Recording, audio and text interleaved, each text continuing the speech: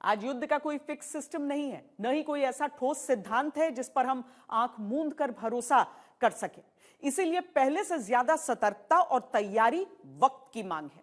Trump के शासन के अभी 3 साल बाकी हैं और हमें इस दौरान सावधानी से आगे बढ़ना है। पश्चिम एशिया को लेकर भले ही हमने चुप रहकर सबसे समझदारी का काम किया हो, लेकिन ऊर्जा के लिए इस क्षेत्र में भारत के लिए क्या मौके हैं?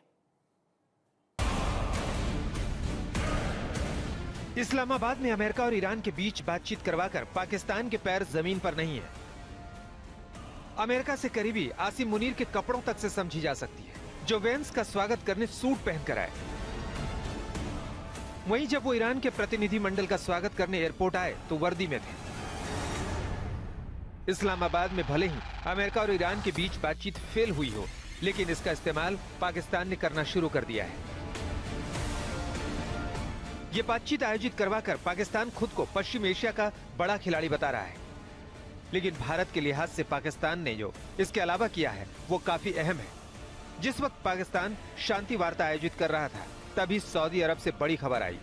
सऊदी अरब के रक्षा मंत्रालय ने बताया कि पाकिस्तान से एक सैन्य टुकड़ी किंग अब्दुल अजीज एयरबेस पर पहुंच गई है।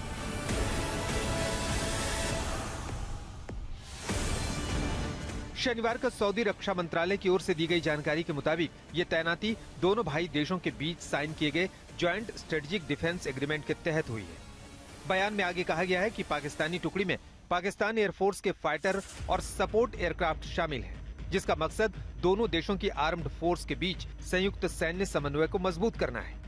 लेकिन इसके बाद जो बयान में कहा गया वो काफी अहम है। इस सैन्य तैनाती का मकसद ऑपरेशनल रेडीनेस का स्टैंडर्ड बढ़ाना और रीजनल और इंटरनेशनल लेवल पर शांति और स्थायित्व को बढ़ावा देने में सहयोग देना है। पाकिस्तान और सऊदी अरब ने पिछले साल सितंबर में सैन्य समझौता किया था, जिसके तहत किसी भी देश के खिलाफ बाहरी हमला दोनों देशों के खिलाफ हमला माना जाएगा। अब सवाल यह है कि जब अमेरिका और ईरान पाकिस्तान में बैठकर शांति का रास्ता खोज रहे थे, तब पाकिस्तान ने अपनी सैन्य टुकड़ी और F-16 सऊदी अरब क्यों भेजे?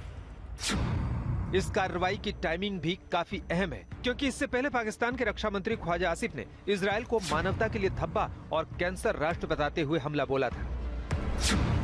ख्वाजा आसिफ ने एक्स पर लिखा, इजरायल शैतान है और मानवता पर धब्बा है। जहां इस्लामाबाद में शांति की बातें हो रही हैं, वहां वो लेबनान में जनसंहार कर रहा है। पहले वो गाजा में निर्दोष लोगों को मार रहा था और अब लेबनान में यही कर रहा है। उसका खून खराबा बेरोक-टोक जारी है। जिन लोगों ने यूरोपीय यहूदियों से छुटकारा पाने के लिए फिलिस्तीनियों की जमीन पर इस कैंसरनुमा देश को बनाया है, वो जहन्नुम में जलें। पाकिस्तान को इजरायल फूटी आंख नहीं सुहाता। यही वजह है कि पाकिस्तान ने इजरायल को आज तक मान्यता नहीं दी। ख्वाजा आसिफ का बयान सिर्फ याद दिलाता है कि पाकिस्तान इजरायल से कितनी नफरत करता है। लेकिन इसके तुरंत बाद पाकिस्तान का सऊदी अरब में सेना तैनात करना काफी कुछ कहता है, क्योंकि पिछले साल इस समझौते के ऐलान के पीछे भी इजरायल की ही एक कार्रवाई थी। कतर पर इजरायल ने पिछले साल हमला किया था। जिस तरह अमेरिकी सहयोगी होने के बावजूद इजरायल ने कतर को निशाना बनाया, उससे सवाल उठे कि पश्चिम एशिया में अमेरिकी खेमे में होना भी इजरायल से नहीं बचा जा सकता। इसीलिए सऊदी अरब की तरफ से पाकिस्तान के साथ किए गए समझौते को इजरायल के खिलाफ सुरक्षा पुख्ता करने के कदम के तौर पर लिया गया। लेकिन ईरान युद्ध के बीच पाकिस्तानी टुकड़ी की तैनाती काफी कुछ कहती है। ये बताती है कि पश्चिम एशिया में सऊदी अरब जैसे देश अपनी सुरक्षा को लेकर कितने परेशान हो चुके हैं और अमेरिका पर भरोसा करना नहीं चाहते। इसकी एक बड़ी वजह ट्रंप भी है, जो खुलेआम सऊदी क्राउन प्रिंस का मजाक उड़ा चुके हैं। He didn't think this was going to happen. He didn't think he'd be kissing my. He really didn't. He thought he'd be. Islamabad में बातचीत जिस तरह से नाकाम हुई है, ऐसी स्थिति में एक बार फिर युद्ध की आशंका बढ़ गई है। ऐसे में सवाल यह है कि अगर जंग फिर शुरू होती है तो पाकिस्तान क्या करेगा? क्या पाकिस्तान अब सऊदी अरब का साथ देते हुए ईरान पर हमला करने के लिए मजबूर होगा?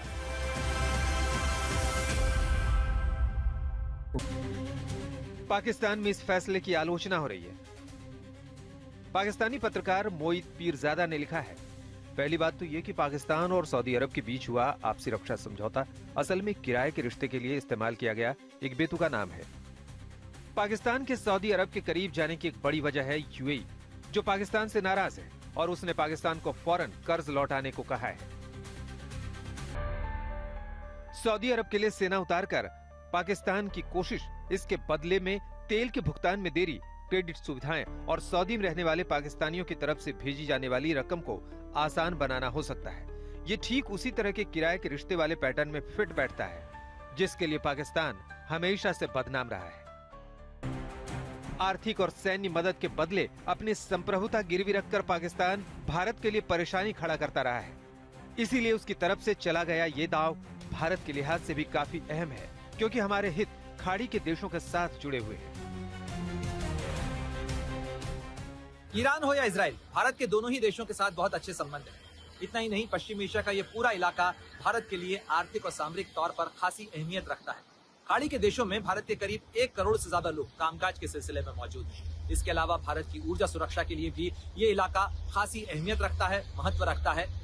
भारत के कारोबारी आंकड़ों को भी यदि आप देखें तो अमेरिका के बाद भारत का सबसे ज्यादा निर्यात किसी एक देश को होता है तो वो संयुक्त अरब अमीरात है, जो इसी पश्चिम एशिया का एक महत्वपूर्ण देश है। यही वजह है कि कई जानकारों का मानना है कि पश्चिम एशिया में होने वाले बदलावों के प्रति भारत को ज्यादा सचेत रहने की भी जरूरत है और साथ ही इस क्षेत्र के अंदर अपनी कूटनीति को ज्यादा डायनामिक बनाने और उसे धार देने की भी जरूरत है।